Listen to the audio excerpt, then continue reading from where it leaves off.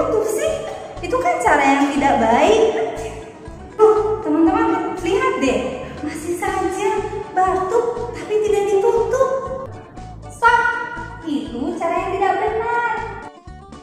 Ini cara batuk dan bersin yang benar. Jika kamu bersin atau batuk, kamu bisa menutup mulut kamu dengan lengan atau bagian dalam sikut. Atau kamu bisa menutup mulut kamu dengan menggunakan tisu, lalu tisunya dibuang ke tempat sampah.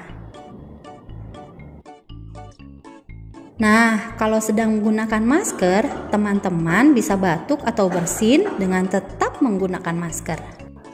Nah, teman-teman, itu adalah etika batuk dan bersin yang benar. Teman-teman lakukan ya jika teman-teman batuk dan bersin.